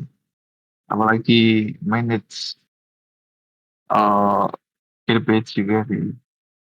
Apalagi Hmm, pointer-pointer. Waduh, gue masih belajar sih. Jujur ya. Buat C++ emang susah sih. Ya lebih friendly C Sharp sih ya dibandingkan C++ gitu. Tapi kalau misal teman-teman mau belajar C++, gak ada ruginya juga kok. Itu lebih kayak eh leb- kayak Dark Soul, kok Dark Soul. Lebih ke Elden Ring, yang dimana melawan bos yang lebih susah dahulu di level pertama. real. Nah, keuntungannya belajar C++ itu karena susah. Kalau kalian nyoba game lain itu kayak gampang gitu loh. Karena dari segi konsep sama logika udah dapet semua, udah paham semua. Ya Jadi kalau karena teman-teman yang emang hmm, nah, udah anta pesan anta sekarang. iya karena eh, menurut gue gitu, semua bahasa pemrograman itu sama sih. Cuma yang ngebedain sintaknya. Jadi segi pola-pola, algoritmanya sama-sama semua guys. Gitu. Ya, Bener banget. Selagi konsep sama logikanya dapet, cuman tinggal sintaksnya doang paling yang beda. Itu doang sih. mungkin teman-teman ada yang nggak tahu apa itu sintak. Ya. Sintak itu lebih ke arah bagaimana menuliskan kodenya gitu.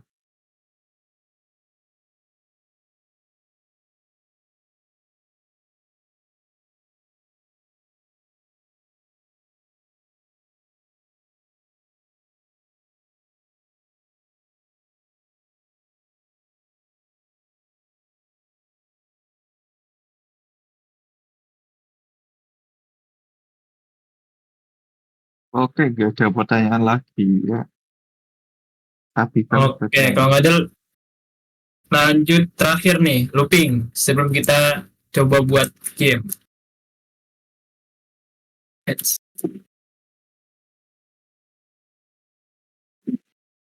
Nah, terakhir itu looping.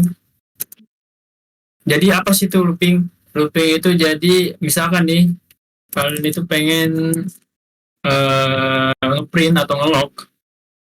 Misalkan ini eh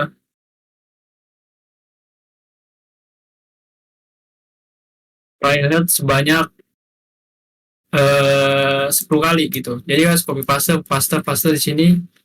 Itu cuma 10 kali. Misalkan 1000 gimana? Jadi kan nggak mungkin kalian ke paste terus gitu ya kan. Nah, satu caranya itu adalah dengan looping. Salah satu caranya itu kita gunain namanya for loop. Jadi di sini kalau kalian cepet ya, ini for kalau ada italis saja tinggal di tab aja. Nah, di sini itu ada integer i sama dengan 0, kemudian i lebih kecil ini. Nah, kalau kalian ingat, ini itu kondisinya, kemudian ini ketika sudah dieksekusi blok kode ini. Jadi misalnya i kurang dari 10, kita coba di blok.log.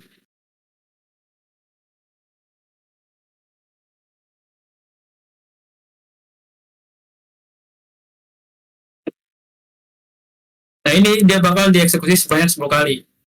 Untuk apa tuh secara rincinya nih, pertama dia ngecek dulu, dia ngebuat dulu variabel integer i dengan nilai 0, kemudian dia cek nih kondisinya nih, apakah i itu lebih kecil dari 10. Nah, karena pertama kali kita buat i sama dengan 0, jadi dia benar nih, true, karena dia lebih kecil dari 10. Masuk dari kode ini. Setelah kode ini selesai, blok kode ini udah dijalanin nih, dia bakal balik lagi ke atas. Ditambahin tuh, 1. Nah, sekarang i-nya sama dengan 1. 1 kurang dari 10, benar, eksekusi lagi. Terus 2, terus dieksekusi sampai dia 10. Nah 10 itu kurang dari 10 itu salah, kecuali kalau 10 sama dengan 10. Itu jadi misalkan di sini nih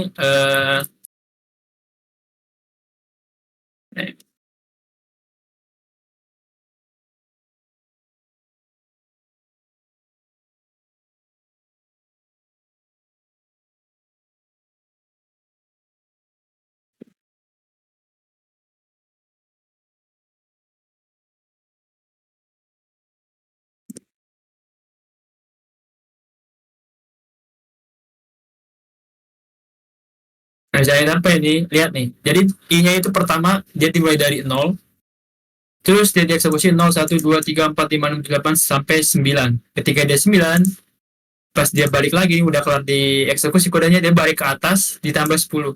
Karena kondisinya itu dia nggak memenuhi, nah dia bakal lanjut, dia bakal keluar dari blok kode ini gitu. Kemudian selain for loop ada juga yang namanya while loop. Nah kalau while loop dia ini langsung minta kondisi. Misalnya di sini nih,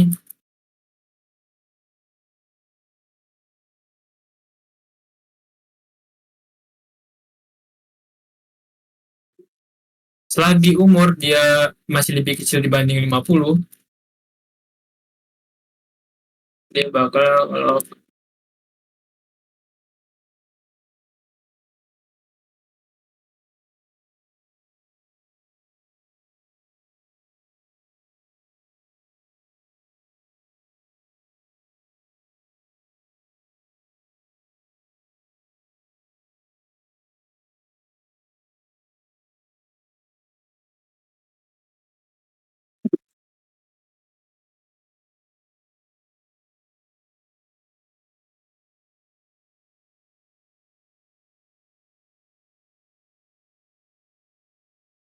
nah ini sama aja kayak tadi for loop.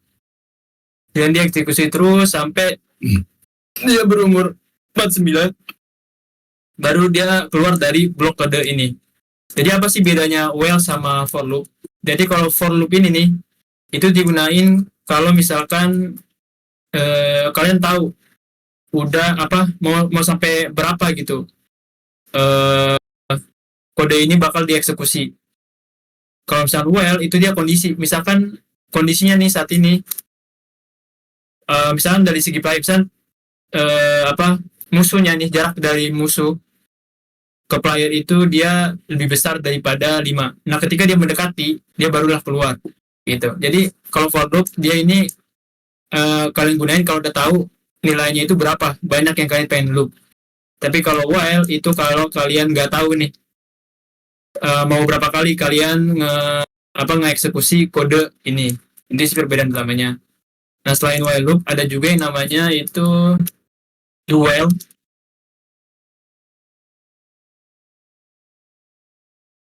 Do while ini dia mirip sama while loop tapi dia pasti bakal ngeeksekusi kode yang ini, apa ngeksekusi kode ini minimal sekali walaupun kondisinya itu dia salah. Bisa di sini umur ini harus lebih kecil bisa dibanding 2.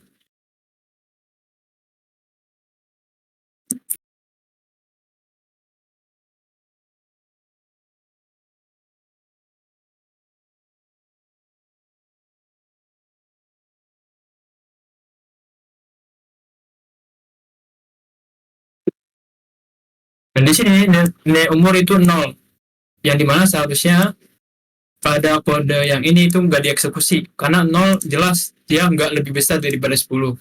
Tapi kalau ini walaupun dia salah, ketika 0 lebih besar dari 10 dia salah, dia tetap bakal mengeksekusi kode ini minimal 1 kali. Nah, kita coba.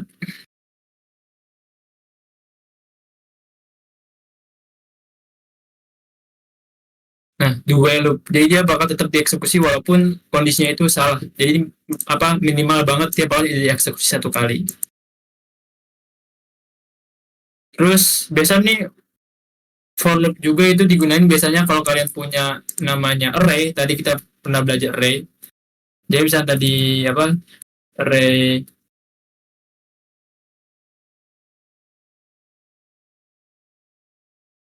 Nah, kan sebelumnya tadi kalau kita pengen assign atau kita pengen masukin nilai array-nya, kita harus masukin satu-satu ya. Kayak nilai, kemudian indeks ke 0 itu nilai 1, kemudian indeks ke 1 nilainya mungkin 5, indeks ke 3 nilai mungkin 7, 9. Kan capek ya. Misalnya di sini bisa ada 600 gitu datanya. Nggak mungkin dong kalian masukin satu-satu. Nah, cara paling cepat supaya apa efisien supaya kita masukin nilainya itu kita bisa pakai for loop ini. Jadi kita bisa dapetin panjang dari indeksnya ini itu dengan cara nilai dot length. Jadi dia apa ketika i-nya ini nih dia lebih kecil dibanding panjangnya, kita bakal coba assign nilainya gitu. Misalnya di sini saya coba assign nilai dengan indeks i, dia bakal ulang dari dia 0, 1, 2, 3 itu. Kita bakal coba dengan random.range hasilnya sampai 10. Jadi dia bakal ngasih nilai semua nilai dari indeks 0 sampai 10.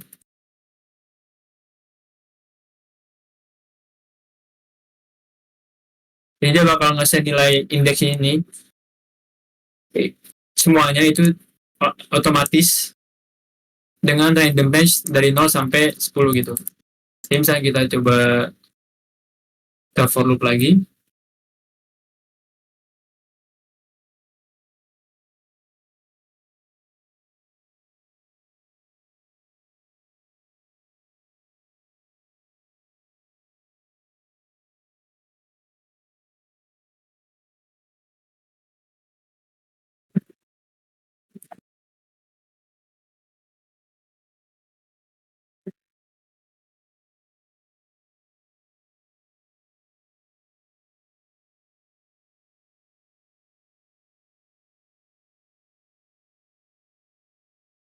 Nah, jadi di sini kita nge-send nilainya, kemudian di sini kita coba nampilin nilainya. Jadi kan kalau kalian tanpa pakai for loop kan harus nampilin itu satu-satu gitu. Misalkan di box.log,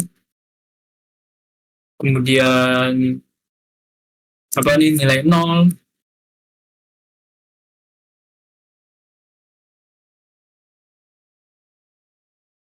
nilai 0, kemudian 1, 2, dan seterusnya itu kan kebanyakan gitu. Jadi kita tinggal pakai for loop aja, dan dia bakal nampilin ini semuanya. Bisa kita coba.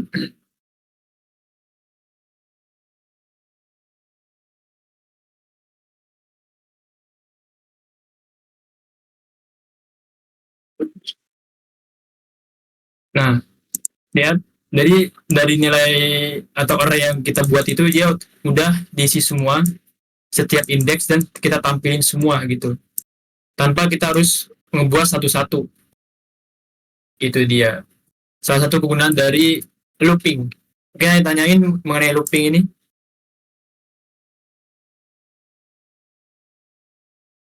Oke, mungkin itu materi terakhir untuk hari ini ya. Iya. Ya, mungkin ada Boleh yang sih. ditanyakan mengenai looping ini, guys. Apa teman-teman udah paham gitu? Yang udah paham bisa ya, kasih chatnya gitu. Udah paham bang gitu.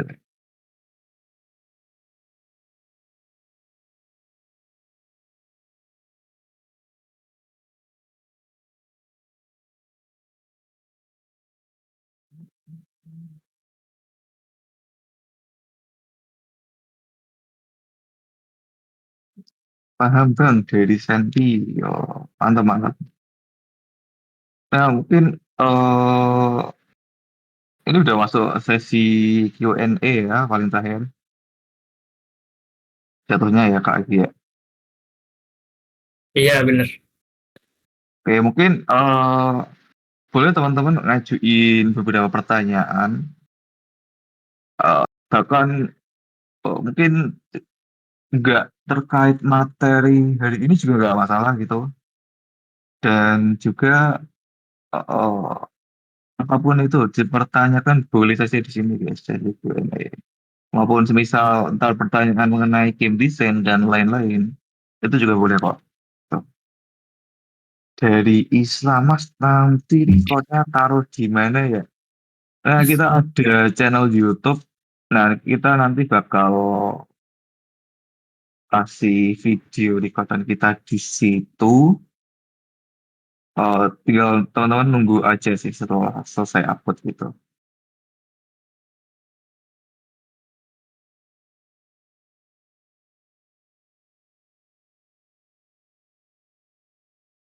Oke, sembari menunggu ya guys ya. Mungkin teman-teman bisa melakukan absensi ya. Presensi deh, ntar gua kirimin linknya.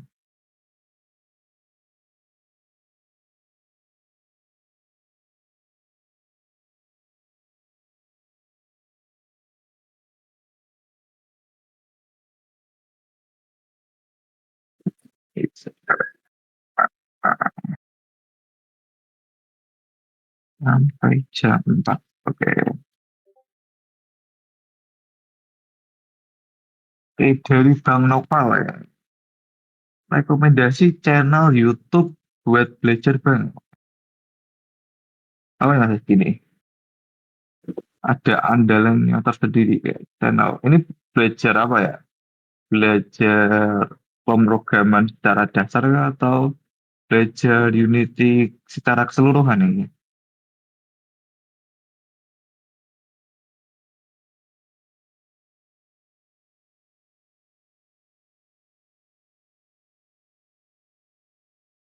Oke, dari Unity ya. Ada rekomendasinya nggak Bang Egi? Oh, mungkin kalau saya taunya yang bahasa Inggris ya. Jadi ada beberapa tuh kayak Code Monkey itu lumayan banget. Ya, Code Monkey terus ada juga Free Code Camp. Tapi saya kalau kalian ngikutin tutorial Code Monkey yang berapa jam ya? Yang 12 jam lah. Itu sosok kalian udah punya basicnya itu udah paham banget seharusnya sih. Monkey yang sisap itu, Hmm? yang Unity secara keseluruhan atau yang sisap? Kalau yang Unity Code Monkey. Eh, Nggak, gua share nih. Itu keuntungan teman-teman belajar bahasa Inggris ya. Ya sekalian belajar bahasa Inggris juga boleh banget tuh. Waduh, Google-nya parah nih. Invalid kak linknya. Ya ampun. Ntar ya.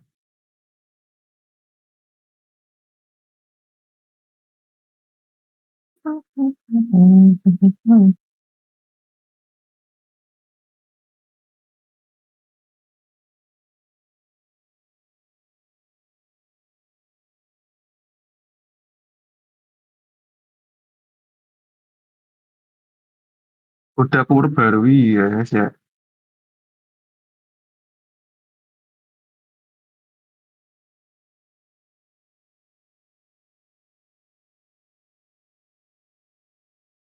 Oke, lanjut.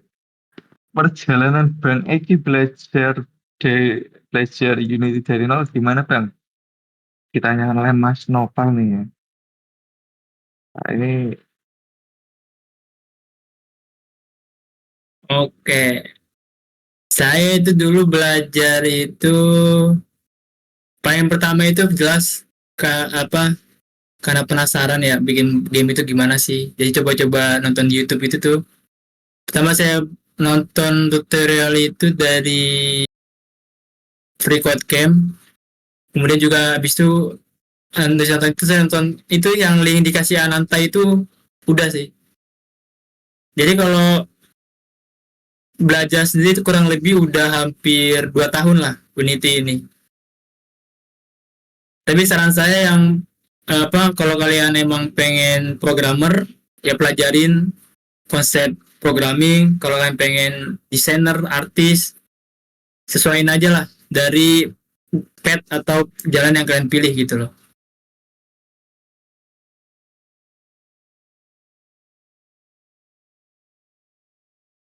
Kalau mau buat game 2D di Unity bisa nggak bang? Apakah efisien? Saya lihat Unity rata-rata 3D doang. Kalau buat game 2D di Unity sebab bisa-bisa aja. Malahan bisa banget. Jadi apa saat kalian buat new project itu pilih aja yang universal 2D gitu Senpi. Oh, ini maksudnya L2D atau 2D sih? Biasa nih. L2D apa itu? Soalnya L2D itu beda warna juga sih.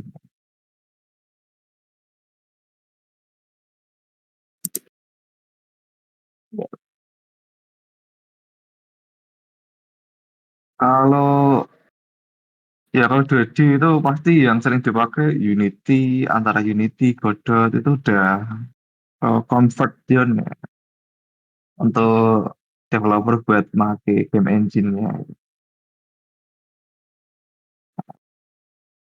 Sebenarnya mau nambahin juga nih perihal dari apa yang di kita pelajari hari ini tentang programming itu sebenarnya masih banyak materi-materi yang nggak bisa kita jabarin di sini gitu. Contohnya salah satunya ntar ada kayak pemakaian list, habis itu konsep dari OOP sendiri, Object Oriented Programming gitu.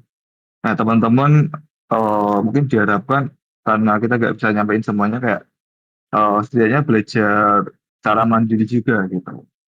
Karena hal-hal ini, hal-hal basic ini juga penting sih buat dipelajari gitu. Dan pasti berguna ke depannya gitu.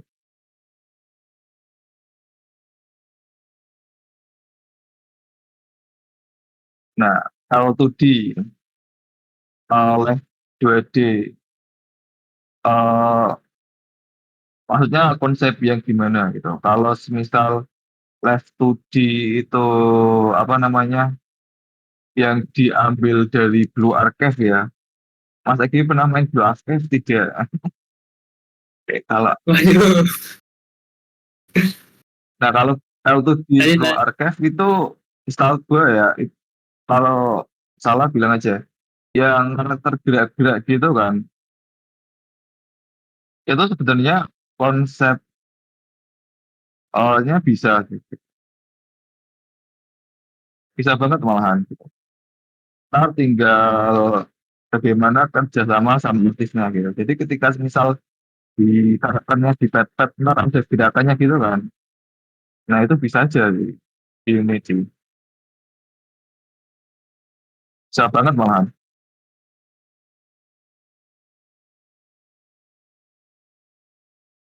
Mas, gimana caranya menjadi perancang GDD yang hebat? Wah, ini nih.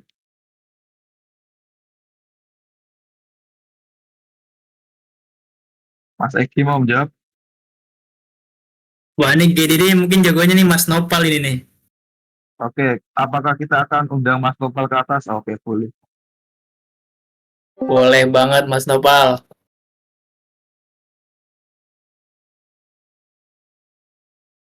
Mas, gimana cara menjadi perancang GDD GDD ya? bang.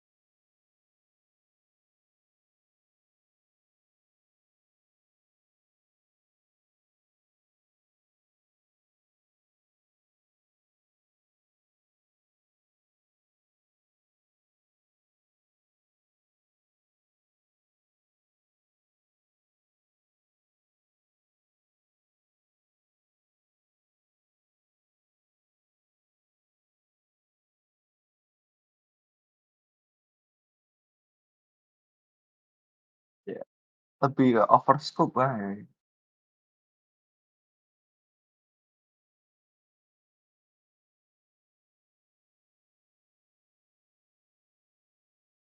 Nah mungkin,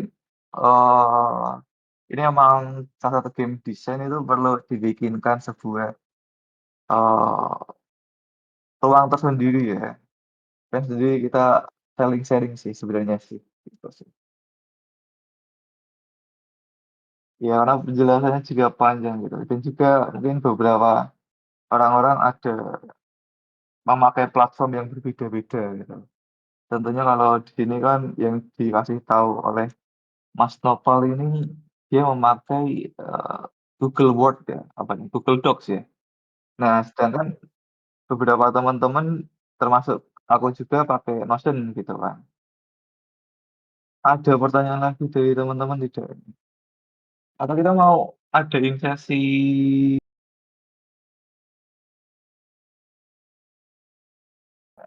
pertanyaan dari Islam, mau tanya lagi Mas, apakah ada nanti juga ada sesi 3D art, aset, atau enggak Redes? Redes apaan anjir? Redesign? Oke, semuanya mungkin bakal ada gitu, kita cuma cari timing-nya kapannya kapan gitu. Oh level design, oke boleh boleh. Ada. Kalau ada, cuma ya itu kita perlu waktu buat, cari kapan yang nyaman. Juga teman-teman mungkin ya ngisi feedback kemarin ya, lebih prefer banyak acara offline-nya gitu. Cuma, eee, tempatnya gitu ya, masih belum tahu tempatnya di mana gitu, atau mungkin teman-teman bisa kasih feedback, perihal, oke mau jadi hosting tempatnya itu boleh banget tuh, atau enggak rekomendasi tempat di mana gitu. Cari orang berpengalaman dari industri Bang. Nah ini perlu gitu ya. Kita sih udah tahu ya, orang berpengalaman di industri siapa ada Bang, dan dosen kita, siapa lagi kalau bukan oke ada pertanyaan lagi tidak teman-teman gitu. Nah itu mungkin, Mas Nopal, resource bisa dikasih ke channel resource ya, biar lebih terangkum gitu ya, biar gampang dicari gitu.